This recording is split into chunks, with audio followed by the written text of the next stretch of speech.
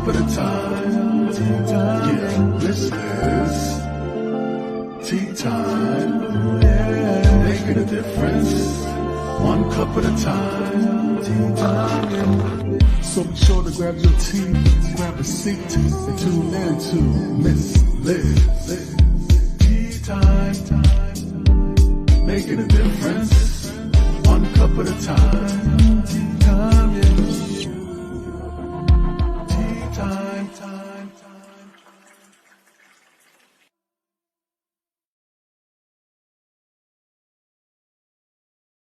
Well, welcome back to Tea Time. That's right. It is evening tea time. And tonight I have a returning guest. That's right. Roger Leslie's in the house. And we're going to talk a good cup of tea. We're going to do today's everything and asperistis. So I'm going to get him to say the last A word because I can't say it. I'm going to spell it. It's AUSPT. ICIUS. I think I have it spelled right. Maybe I might have it spelled wrong. But we're going to get Roger to talk about his tea tonight with all of you guys out there. Again, if you haven't subscribed to Miss Liz's YouTube channel, please jump on over there, subscribe, ring that little doorbell, and you can watch these tea times at any time. In your home, in your car, at a picnic, all of that good stuff. You can watch these tea times. And you can watch them over and over again and share them away. If they resonate with somebody, share them. So let's get the disclaimer out there. Let's get a little bit of Roger's bio out there. And then we're going to get Roger in here. And me and Roger were sitting in the back and we were just reminiscing how things have changed since we last spoke. So we're going to have a lot of good, juicy, good tea tonight to talk to all of you guys. So disclaimer for Miss Liz's Tea Time live show. Miss Liz myself is going live using StreamYard. Before leaving a comment, please grant StreamYard permission to see your name at StreamYard.com. Please be advised that the content brought forward for any Tea Time show hosted by myself, Miss Liz, is always brought forward in good faith. However, may bring forth dialogues and opinions that are not representative of my platform. The facts and information are perceived to be accurate at the given time of airing. All Tea Time guests and audience participants are responsible for using their good judgment in taking any action that may relate to the discussion. The content brought forward may include discussions for some where they may be emotionally at risk. It is significant to know that this show is engaging in discussion forums only to offer and inspire awareness and connection and is not providing therapeutical advice. If you have any questions about the disclaimer or the panelist discussion, you may freely contact me, Miss Liz, through my email at bookingmissliz@gmail.com. Moving forward, should you choose to voluntarily participate in tonight's show in any aspect, I myself, Miss Liz, welcomes you. And should you decide that the show is not made for you at this time, I respect those wishes and will see you at a later show at a later date and time. And again, all Tea Time shows are done on Thursday, 3 p.m. and 7 p.m. Eastern Standard Time. If it's done on a Monday or Tuesday, it's a surprise tea time or a rescheduled tea time. So now a little bit on my guest. Well, he's returning, so he must have enjoyed himself the last time. So he's back for a second round, and he's done a lot since the last time we've been together. So let me give you a little bit on Dr. Roger Leslie is a scholar in the fields of success and education through major literacy houses, mediums, and small presses, and his own publishing house. Leslie has published fiction and nonfiction books in multiple genres: historical fiction, inspirational, self-help, spirituality, writing and publishing, movie reference, teaching, and librarianship, biography. There goes my tongue. History and memoirs. Leslie has won numerous national awards, including 4 Word Books of the Year, the Ben Franklin Award, and Writer's Digest #1 Inspirational Book of the Year. At an inaugural event, Leslie received the Houston Literacy Award for his body of work.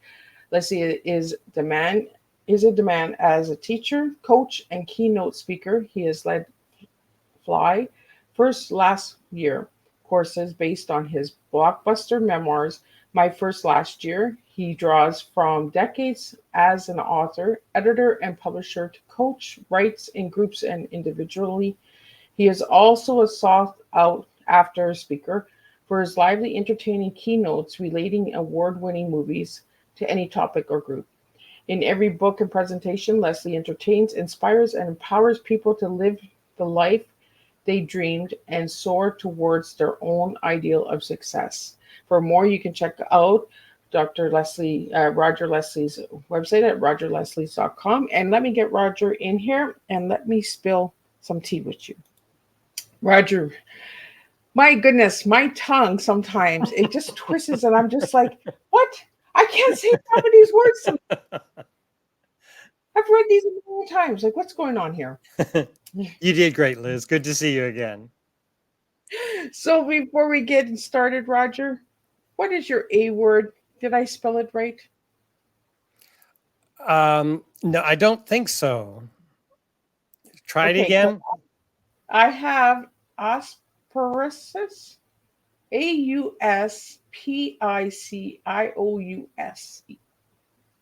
Oh, maybe auspicious? There we go. There you I go. could not say that even if you paid me time. Sometimes my tongue is just like, ah. So, Roger, since you've last been on Tea Time, what has gone on?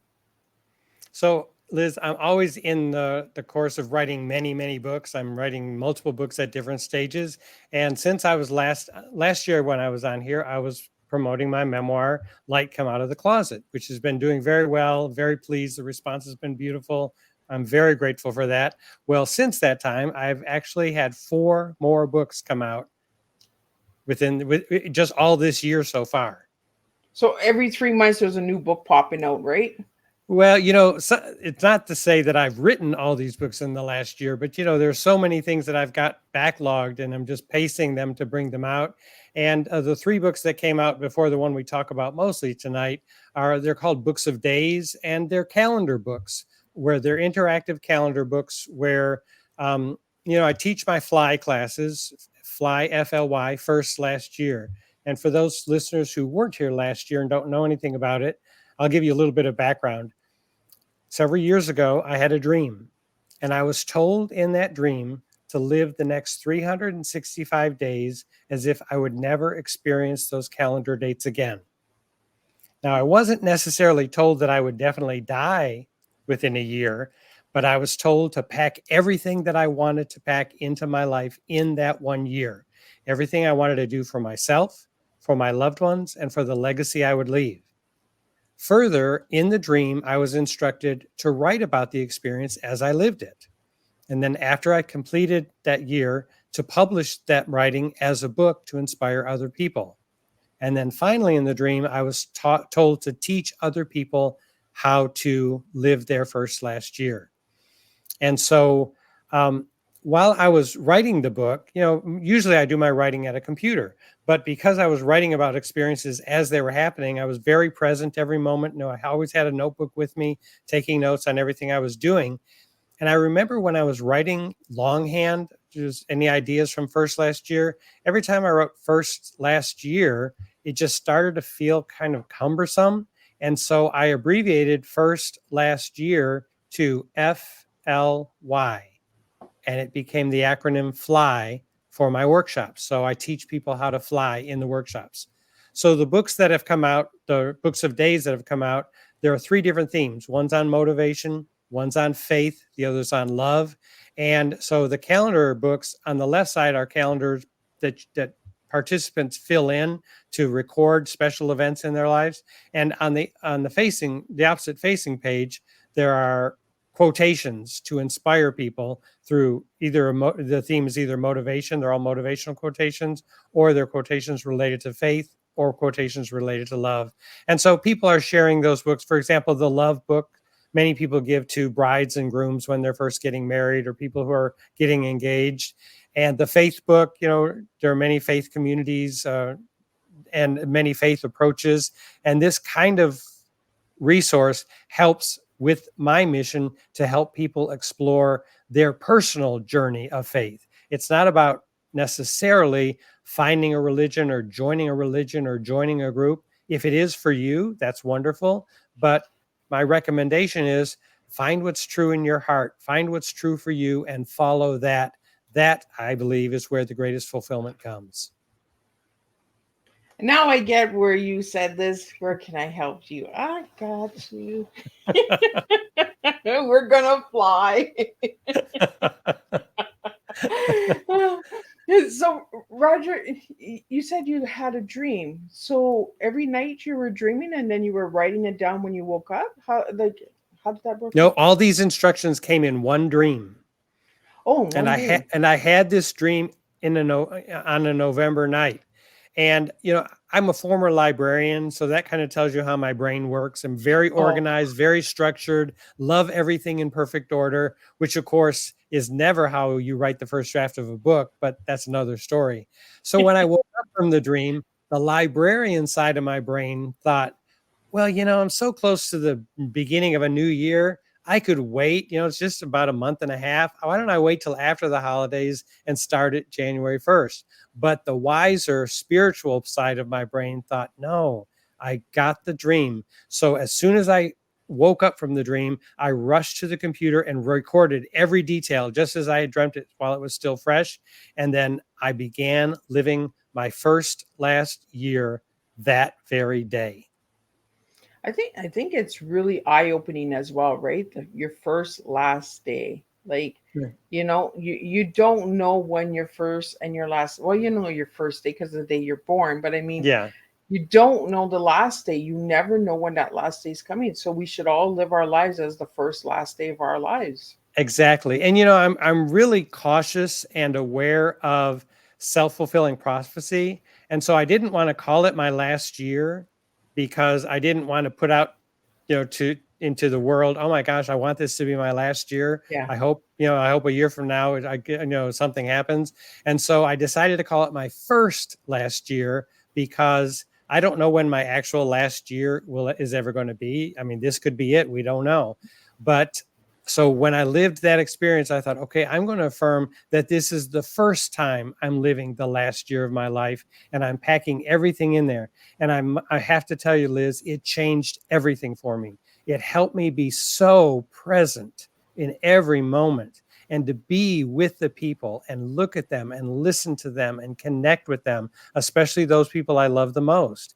And it helped me realize that there is no waiting. We can always come up with a reason why we don't pursue our dreams or pursue our goals. I don't have enough money. I'm not old enough. I'm too old. I'm not smart enough. I don't have the background. I didn't have the childhood other people had. You know, you just, when you have an experience like a first last year, you have to throw all that out. It's just like, that is useless. It's not helping me at all.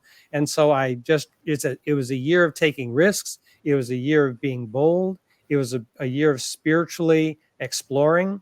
And interestingly, in the last quarter of that year, I actually had a health scare that made me think perhaps it would be the end. And I Oh, learned more from that health scare that I had near the end of that year than all the other lessons that came before it. But I think I needed those 9 years of being present, being aware, achieving my goals, living my dreams to face that health scare when it happened. It gave me the wisdom and the courage to move through that. And it connected me with people who helped me and supported me and reminded me everything's everything's in perfect order. The universe knows what it's doing. It's all going to happen exactly as it should.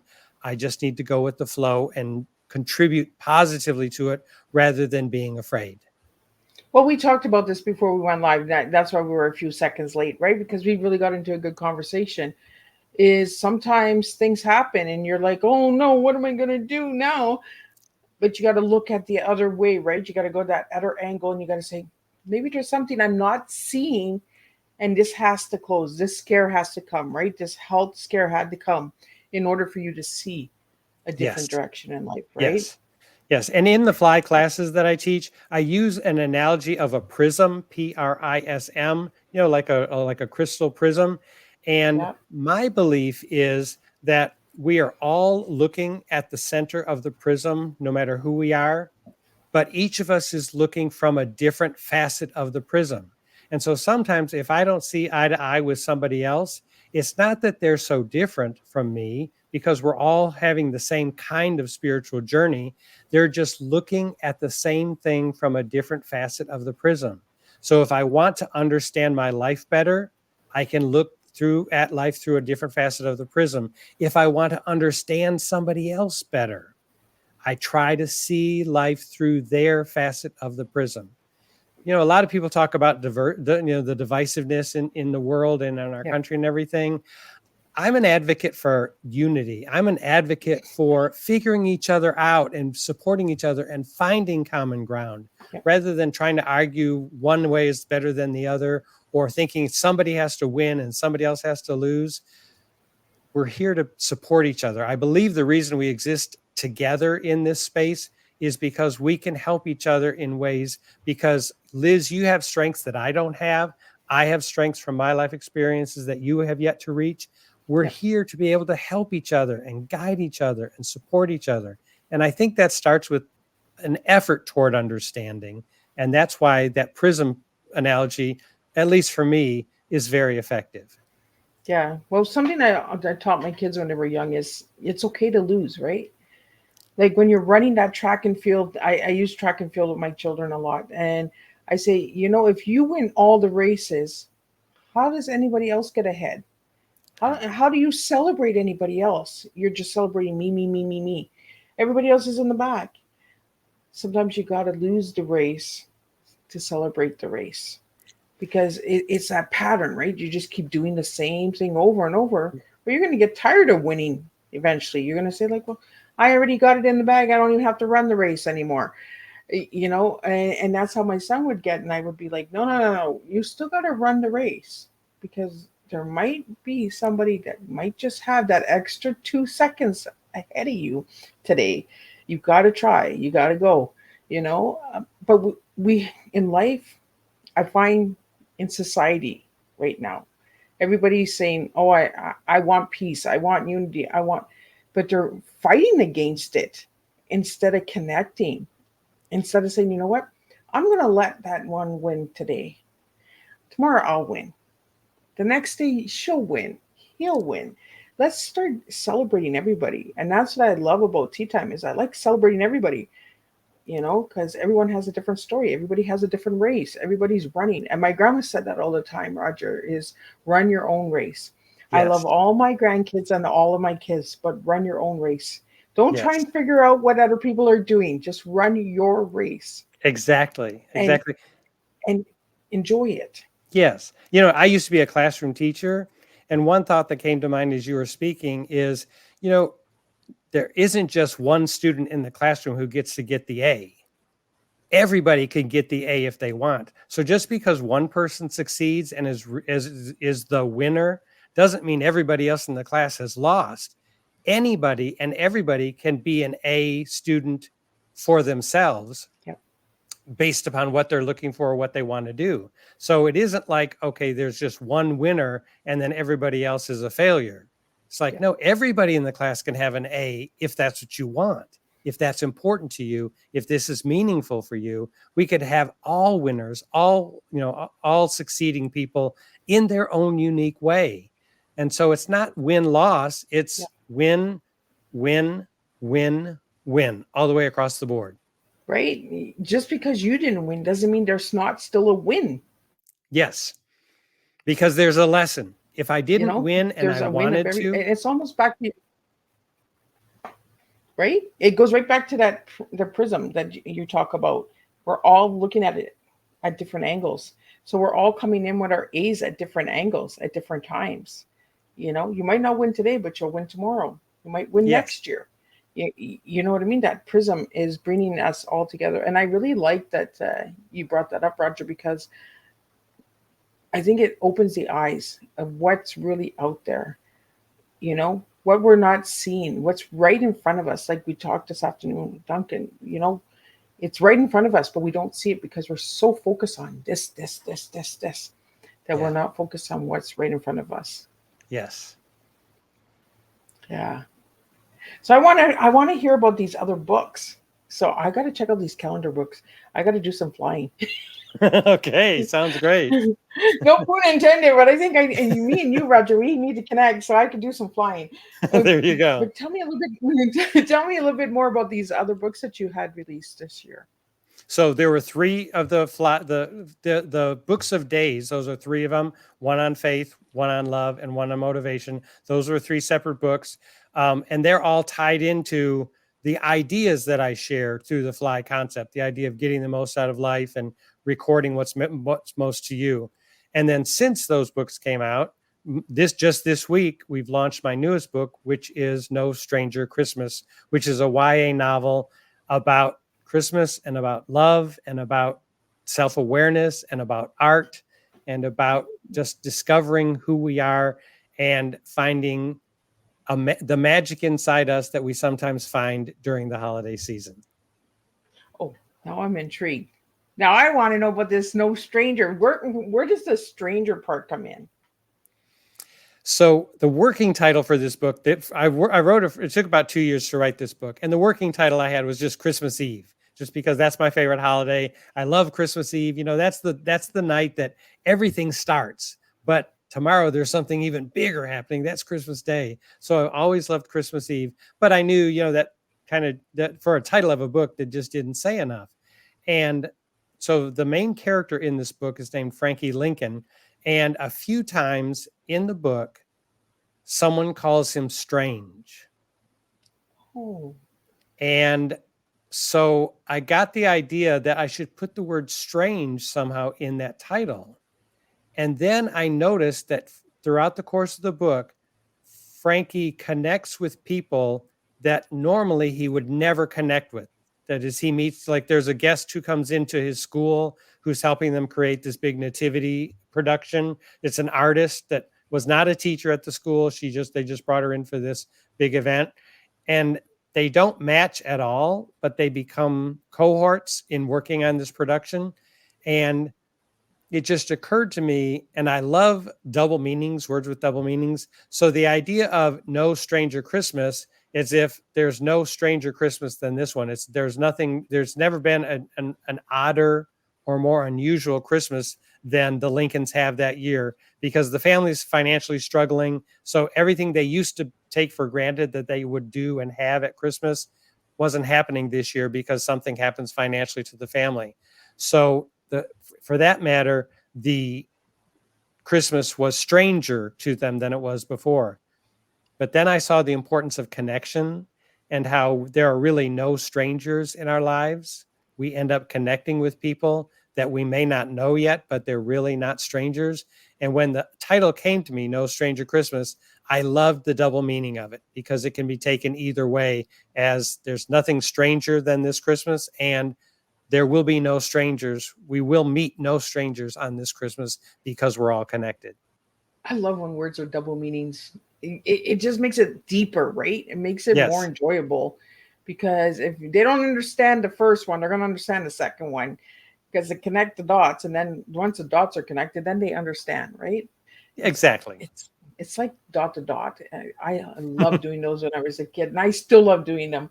Sometimes I'll take the dot and I'll go in the wrong way, and my daughter will say, "Mom, that's not the right dot." No, I'm feeling to go to this dot for a reason. Good for and then you. I have some other weird picture, and they're like, "Mom, that's not what it's supposed to be." Well, that's what the universe is telling me it's supposed to be. So, have you ever done dot to dots, Roger? Oh, I loved dot to dots when I was a kid. I did them all the time. Yes. The more complicated, the more interesting. Right? We need to bring dot to dot back. Like it was fun. Yeah. Right? What can you create? Let's put a bunch of dots on the page. It's fun how strangers do connect, and they do become, connect. And once we connect that dot, we actually open doors of relationships and understanding and growth and community and unity and all of that. So see, we need the dots. We need to bring those dots back. Yeah. And the nice thing about it is that the other person doesn't necessarily have the answer for us, but they are mirroring an answer for us. We can see in them something we need to see in ourselves that we hadn't noticed before. We have that resource, and it's within us. So it's not going to come from somebody else. It's going to reflect or mirror off of someone else till we see ourselves and our own strengths and our own possibilities. I like that. I love the mirror. I do it all the time. I look in the mirror some days and I'm just like, what are you up to now, Missy? Like, where are we going today with this? Like, you get in those moods where you just feel like life is hard, right? And you look in the mirror and you're just like, what am I doing here? What am I doing right now? You know, I talk to the mirror a lot, guys. So all my listeners out there, yes, Miss Liz is like this real. I, but if you don't talk to yourself, you don't understand yourself. Yeah. I find. And I think what's most helpful is being aware of what questions I'm asking myself, because sometimes the Exactly. right question can give me the right answer. Like, instead of saying, what am I doing wrong? Why isn't this working? I can think, what could I try different that will work? And that changes the whole timbre of my whole consciousness. You know, if I Yep. go from this, what's wrong? I don't understand. Why is this not working? I feel frustrated. I feel disempowered, and I'm not thinking clearly. But if I ask myself a more proactive question, like, what can I do to get a different outcome? Or what can I see that I'm not seeing now that might make me feel differently about this circumstance? I feel empowered, and I feel calm enough to be able to look a different way at the same situation and find something that, as you said a moment ago, has been there all the time. I just didn't see it. Right? Because we're looking right through the mirror sometimes. Yes. And we're not seeing the reflection. The reflection is looking right at us, and we're like, no, not doing you today. We're just going to put you away. But it goes right back to what you said about the book. The first last year, right? It's what we put into the universe, the words that we speak to ourselves, the journeys that we take together, right? With others. It's how we look and speak and walk and talk and serve. You know, it all comes together. It's all like a like that dot to dot that makes a circle, right? Makes it all come as one. But at the beginning, you said the first last year, you didn't want to put out that it was your last year. Because if you would have put that on the universe would have said, okay, well, if that's the way you're thinking, well, there we're gonna do right by that, you know. So when you're looking in the mirror and you're saying to yourself, well, what am I going to do today, like, you know, I'm a Debbie Downer for about 2 minutes, Roger, and then I'm just like, okay, that's enough of that. There, where are we going with this? Good for you. Because if I have this all day long, I'm not getting anything done. I'm not going anywhere, and nothing is getting accomplished. So let's just move through it, Yes. right? So, so I want to go back to the book, No Stranger's Christmas. So, what is it about Christmas that you really love, Roger? So for me, there's something that I relive some childhood wonder at that Christmas time. There are elements of it that remind me of the happiest moments of my childhood, and they that weren't necessarily that happened at Christmas in my childhood, but just elements where I felt loved, or I felt heard, or I felt seen.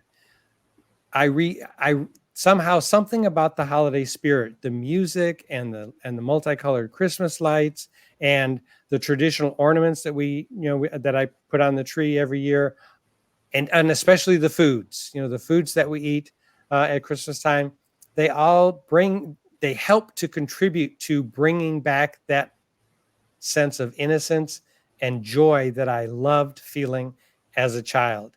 And what's very helpful for me too is, all of my grandparents have passed away. My mom died several years ago. So every time someone from the family dies, I inherit a few more Christmas ornaments from their trees. And so I remember each of my grandmother's Christmas trees when I was growing up. I remember our family tree growing up. And now I have a few of those ornaments on my own tree.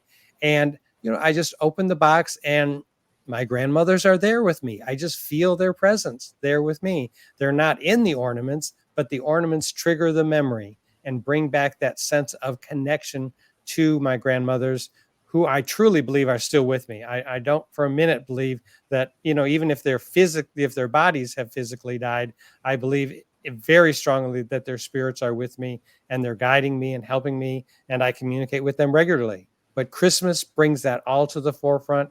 And it's one of the few times of the year when it's okay to be that flagrantly, unapologetically joyful. Right? There's just something you can't say Christmas without being happy. Like just the word Christmas, right?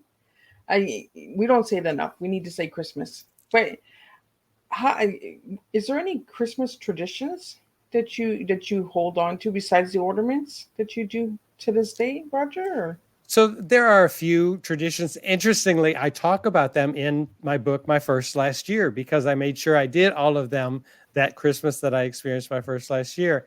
And they're simple things. We don't do this anymore. Since my mom died, we don't get together as a family the same way because now each of us kids has children. Some of us have grandchildren. So we don't get together like the family unit doesn't get together the way we used to. But there are certain traditions, like I love to assemble jigsaw puzzles, and I have some favorite Christmas themed jigsaw puzzles. So I love to listen to Christmas music one day and just sit there and assemble the Christmas jigsaw puzzle that's my favorite, and just spend that time just slowing down. Instead of the hectic, I've got to do this, I've got to make sure I've got all this taken care of. That part is fun for a while, but there's a point at which I just want to slow down and savor the holiday. And that's one of the activities that helps me do that, because to me, assembling jigsaw puzzles is very therapeutic because I just sit there, my mind wanders. I don't feel, as a writer, my mind is always in overdrive thinking, I'm coming up with another idea. I've got to come up with this for this book. And, what am I going to do about this character? And, oh, this plot detail just doesn't make sense. I've got to fix that. When I'm assembling jigsaw puzzles, it's just like, it just all goes away. It's just like, I'm not thinking about writing right now. I'm not thinking about cleaning the house. I'm not thinking about what bills need to be paid. I'm just going to sit here and engage my mind in this very tranquil activity, because my mind is engaged by assembling the puzzle, but it's not being taxed. And that's just a wonderful experience. Well, it's really amazing how a puzzle will just bring you to focus right into the puzzle, right? Yes, It's exactly. almost like you jumped into a different wonderland. Like it's almost Yes. like going like with Alice Wonderland, jumped through that rabbit hole and just saying, you know what, everything else around me doesn't exist right now. That's right. The puzzle. And I really appreciate the concept of having a Sabbath.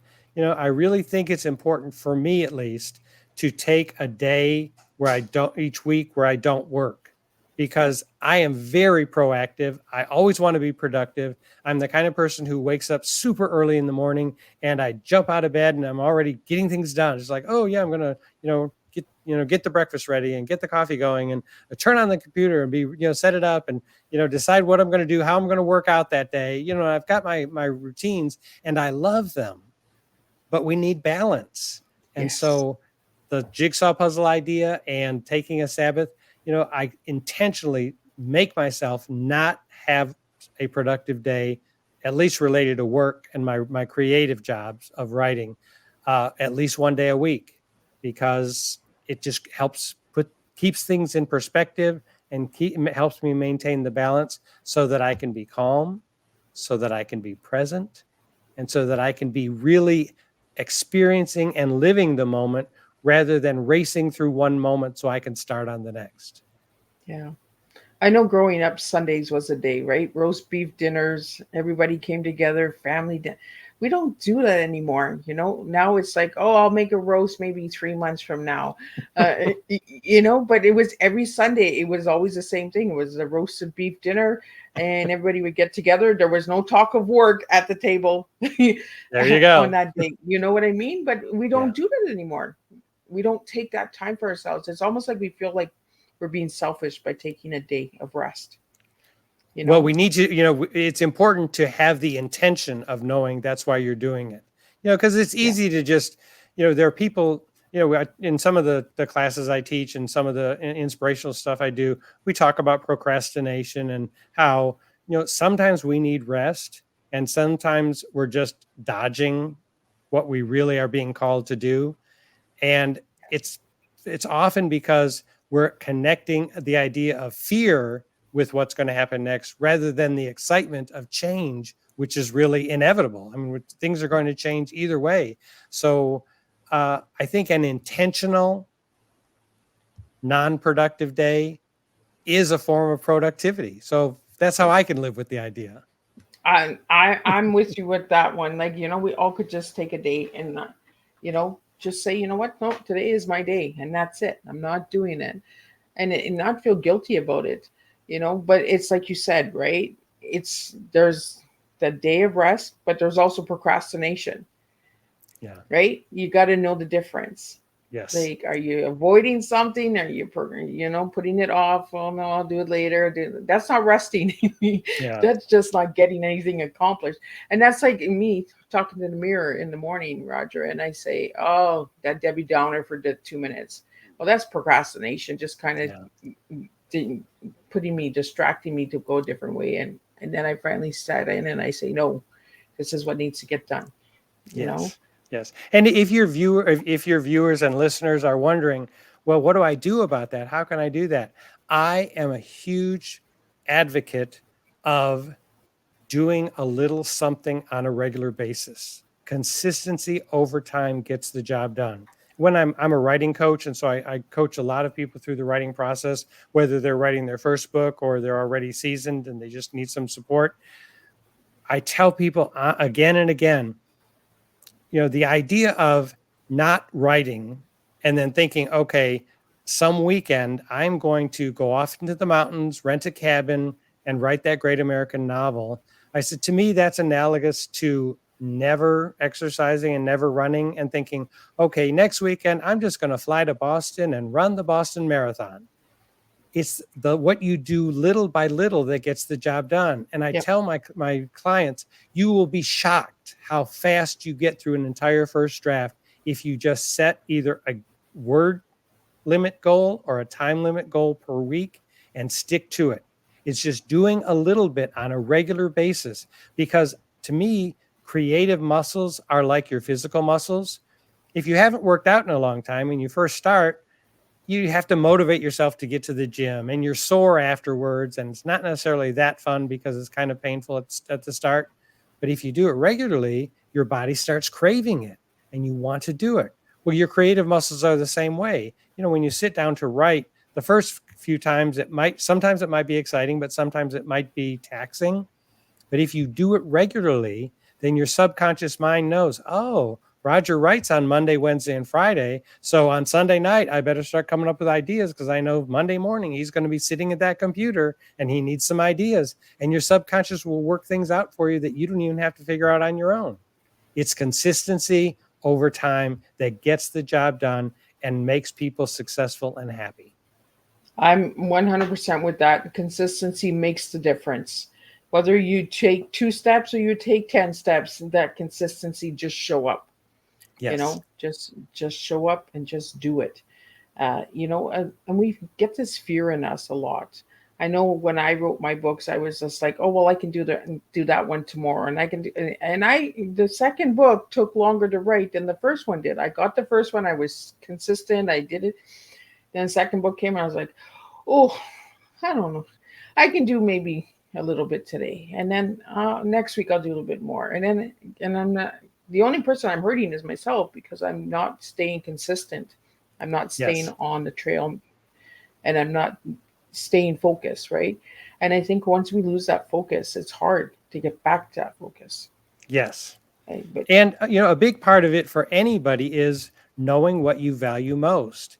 If you have a goal that's really important to you, then you need to consistently be working on that goal. It's not about, well, the kids need to do this, and my spouse needs this, or I've got to do this at work. It's just like, no, if this is really that important to you, you need to create the time to work on it regularly. Make that a top priority. Keep first things first. Even if you can't do it first in the day, at least schedule it at the beginning of the day and say, okay, I promise myself on my lunch hour, I'll sit and write, or whatever your goal might be. But you have to keep it at the forefront. If it's really that important to you, if it matters, you've got to put in the time regularly, and it will soon become who you are, not just what you do.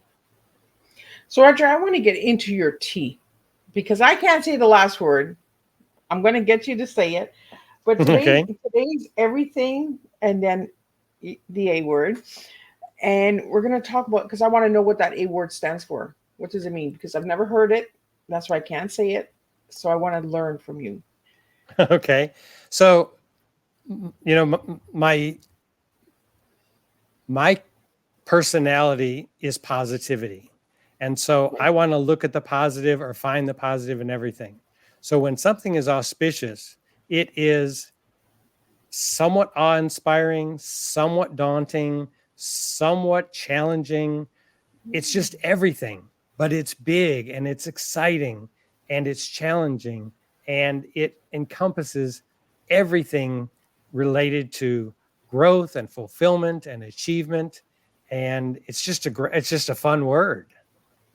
Okay, let's try and say that word together because I want to know. I love the meaning of this word, so I want to get to know this word. So The how word do I is pronounce it? auspicious. Auspicious. I Yes. said it. Look at You that. got it. Auspicious. See, if you don't try, you don't know, guys. And Miss Liz learns. I'm telling you, my tea time guests teach me. Auspicious. Ah, look at that. I can say it now without even any struggle. I love it. So, why did you give me today everything auspicious? Is there a reason for today? Because that's the only time we have. This is the moment. And this is what I learned from my first last year. We must be present. If we're thinking, well, as soon as I pay off that mortgage, I'll be happy. Or as soon as I get my last kid through college, boy, then I can start doing fun things. Or once I take that vacation that I've always dreamed about, once I get there, then I can really relax and be happy. You're not being present. The joy of every moment is this moment right now. So here I am on a podcast sharing my time for the second time in my life with you, Liz, and I am trying to absorb it all. It's just like I'm looking at your facial expressions. I'm noticing the cool collection you have behind you. I'm noticing the scrolling, words coming down at the bottom of the screen. It's just like I want to be aware and present with this, because this is the only moment that this is ever going to happen. As soon as this moment passes, it's something new, it's something different. And many people live their whole life in that, when this happens, I'll be happy, or when this happens, I'll feel successful, or when I finally get married, or when I'm in a relationship, or when I have a child, or whatever it might be. And all those are great aspirations to look forward to, but the joy is here now. It's this moment right now. Here I am. I can see you. I have my senses. I feel healthy. I am enjoying this conversation. I'm lucky enough I'm in my house right now, and the temperature is comfortable. And we've had a lot of storms in this area, and the electricity is working. This moment, I am so happy and grateful because I am aware that I am alive on this planet this very second. If we could live every moment like that, our lives would be so full all the time. Oh my goodness.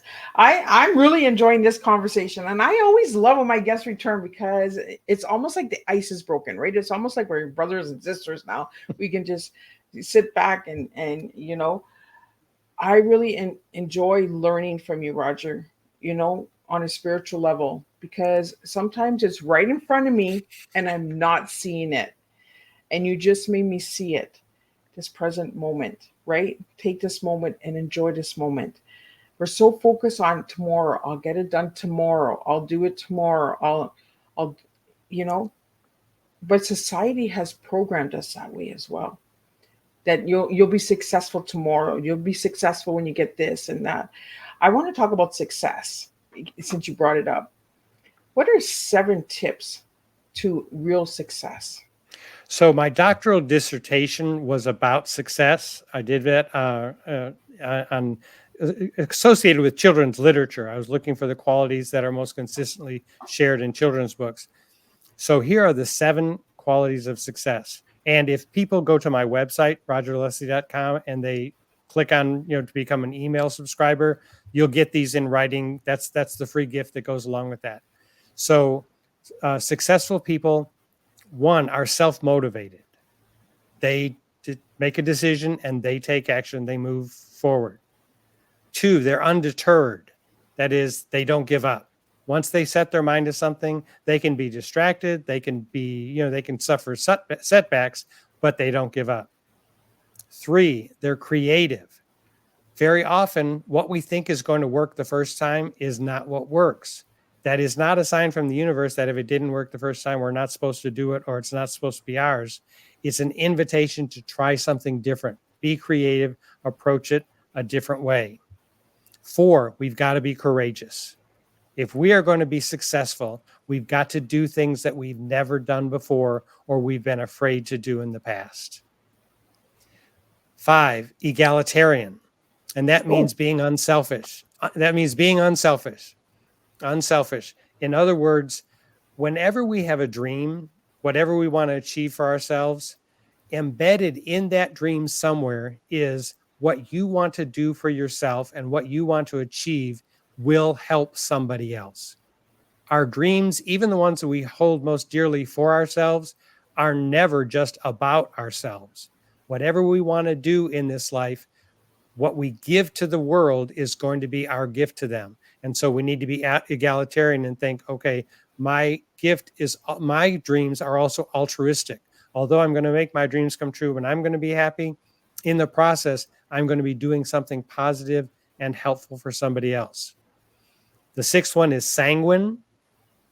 And that's kind of an antiquated term. And it ties in with the color red. Yeah. And then finally, the last one is self-aware. And this is the toughest one, self-aware. People who are successful occasionally take time away from what they're doing to assess not only how they're succeeding, but who they are becoming in the process of pursuing this dream. Self-awareness takes the highest level of maturity because we have to be objective about ourselves and what we're doing, and we have to become aware of what's working, what's not, what we might want to revise or do differently. And we have to take a clear assessment of ourselves and look and say, you know, I like this part of who I am. This part, I could do better. Or I wish I hadn't handled that situation quite that way. Or I wish I would have thought a second before I said what I said to that person because I didn't mean it unkindly, but I could see how that person might have taken it that way. So self-awareness is a huge part of the formula for success. Well, and I think maturity, it's a big step, right? Like Yeah. looking within yourself and saying, "Ooh, maybe it's me." You know, not always the other person. It's maybe me. And guess what? It's always us. It is never the other person. It is always us. You know, when I've talked to people, you know, and they resent somebody or they're hurt by somebody or they're frustrated with somebody. And I'm not saying there aren't people out there who hurt us, but what I came to realize is when people are talking about how angry they are with other people for how they were treated, ultimately it comes down to the realization, no, what they're really frustrated with or upset with is themselves for not stopping it or not moving away from it or not standing up for themselves when they had the chance. So we project onto others and say, well, you did this to me and you hurt me. Yes, that is true. But then what we do with that action, how we're treated, and what expectation we create the next time for how someone treats us determines the quality of our relationships and the quality of our life. So it's always about us. It's always, don't look at somebody else, look in that mirror. That's where your answer is. Wow. Roger, you're teaching me so much tonight. Like I'm getting self-aware within the moment here because there's a lot of things that happen. And like you just said, we allow it to happen. We don't stop it. We don't say, you know what, I'm not comfortable with this. We just allow it to continue. And then we get frustrated with the situation.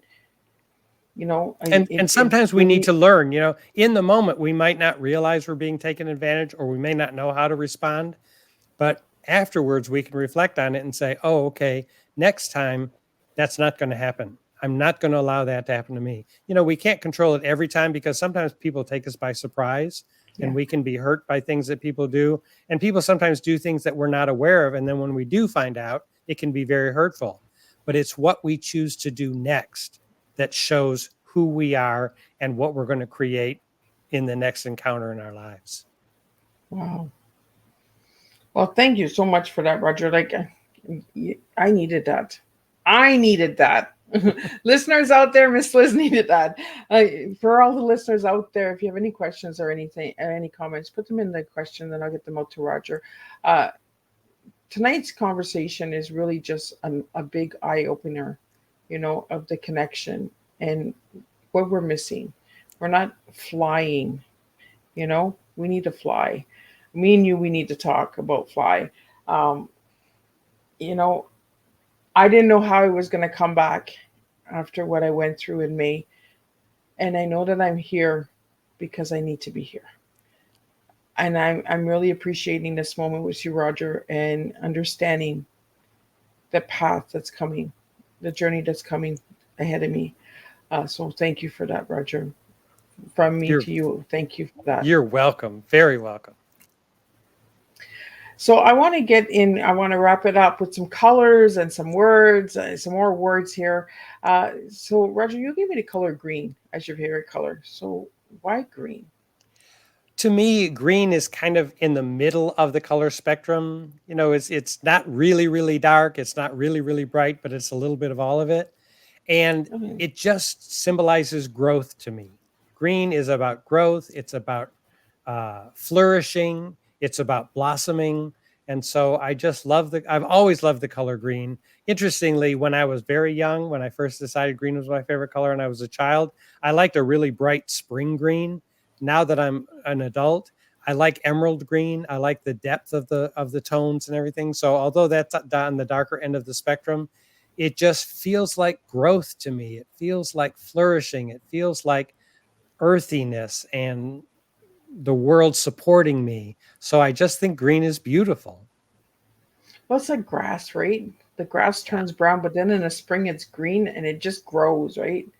And Yeah. there's just something about grass. Yes, you got to cut the grass, but just watching it grow, for me, it's magical. I really love grounding and that. And I like to just stand in the grass, especially after it rains and the Yeah. grass is wet, right? And you just Yes. stand there and you ground yourself and you're like, this is going to grow even though I stepped on it. And it's just like life, right? You get stepped on sometimes, but you still got to grow. You still got to move forward.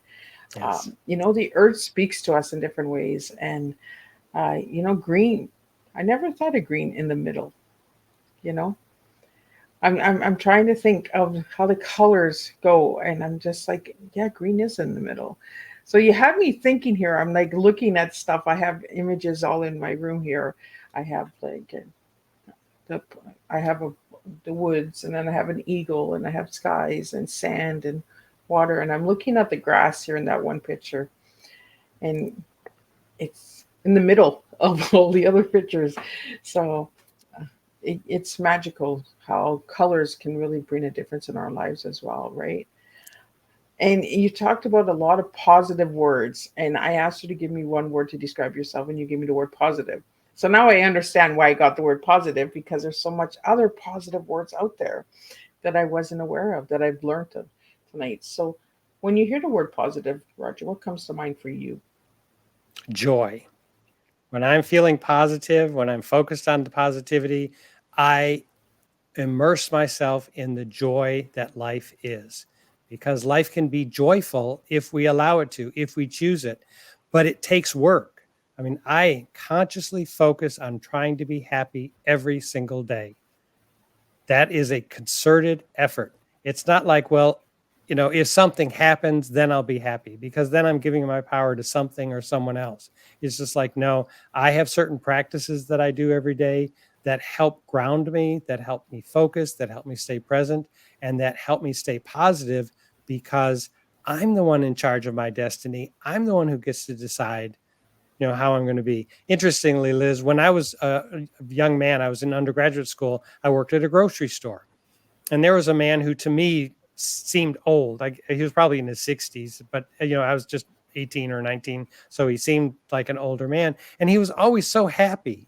And I've always wanted to learn. I want to be happy. How do I learn to do that? So I just went up to him and I said, "You always seem so happy. What is your secret? How do you do it?" And his response is, "Well, I discovered that most happy old people were happy young people, and most crabby old people were crabby young people. Hmm, And I thought, interesting. that's it. In other words, I took it to mean I need to start this process now. I don't wait until I'm old and think, okay, how do I get happy? It's just like, no, I start the work now. Be happy now, work on it consistently, consistency over time, and I will create the kind of joy that I want in my life. And I'm happy that it seems to work. So how do you feel now that you've reached that age, Roger? Like we're getting older, right? We're not 15, 16 anymore. But when we get to that age, wow, you just made me like, as a little girl, I was always quiet one. I was always a shy one, but I was always giggling. My nickname was Giggles because when I would get tired, I would giggle. Uh, so it does start when we're little, right? And then we get older, and that's why we're still silly, goofy adults. Like I like to have fun. I like to play. Uh, so Roger, what has your little child, inner child, taught you about the older version of Roger? I am that inner child because I think that's our soul. I think our soul is that joyful, youthful essence of us. And so I acknowledge that my body is doing different things than it used to do. So there is an aging process, and I'm not denying that, and I'm not fighting against it or anything, but I am not this physical body. I am the spirit within this physical body. And so I'm still 11 years old. Always have been. I always plan to be until until this body calls it quits.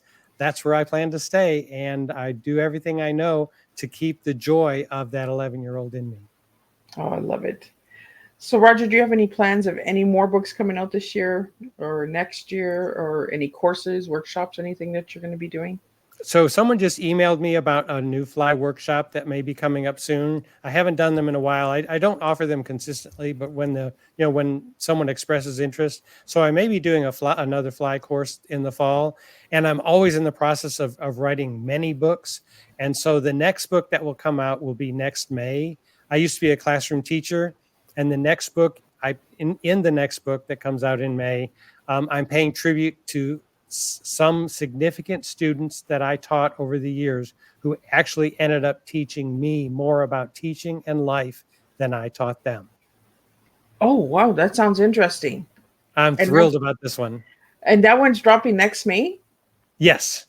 Any dates or anything, or just May? At this point, we're thinking May 6th because that's National Teachers Day. Oh, So that's what we're looking at. The book is completed, but we're in the process of getting the interior designed, and we're seeking out pictures of all these students, and I'm reconnecting with students because I taught in the 1980s and 1990s. So it's been a long time since I've connected with some of these students, and it's just been such a joy because I owe my students who I became as a man because they taught me what I was able to do to inspire other people. And I owe it all to them, and I'm writing this book in tribute to them. wow. See, sometimes the teacher is the other person. You, Exactly. you, you just never know who's going to teach you. Tonight, you taught me a lot, Roger, and thank you again for coming back. I always love when my guests return. I've always enjoyed talking with you, Roger. There's a lot of things that have happened. 4 books in 1 year. So, see, people, a lot can happen in 1 year. So you just never know. But again, thank you, Roger, for joining me. And so, what final words do you have for everybody tonight? Whatever it is that you're looking to do, whatever you get inspired to do anything, that may feel like the beginning of a journey. It's not. Because before you ever get inspired to do anything, life has already set in motion all the people and circumstances you need to succeed. In other words, life is conspiring with you to make all your dreams come true. So when you get inspired, take that inspiration to action and realize that you're not starting from scratch because the momentum has already begun and you're just catching the ride. Everything that you need, everyone who will come your way is already on their way. Life has made sure of that for you because life is supporting you even before you know it. Oh, thank you so much. I'm going to have to listen back to this one because there's so many learning keywords and so many topics and tips and tools that you've given me tonight that I have to watch this one again. Thank you so much, Roger, for joining me. And thank you to all the listeners and supporters out there. Again, a special thanks to Best Version Media, Brian McDonald from Glenn Walters Magazine here in the local area for supporting Miss Liz and being a bronze community supporter. I really appreciate you for doing that. And again, next week we have a full house. So we have tea time on Tuesday, Wednesday, and Thursday. So be sure to check that out. We have animal activists coming on. We have fantasy coming on. We have mental health coming on. We have intimacy coming on. We have a lot of good topics coming on next week. So stay tuned and check out Miss Liz. There's a different flavor and a different tea for everyone out there. And again, thank you, Roger, for joining me tonight. My pleasure. Thank you, Liz.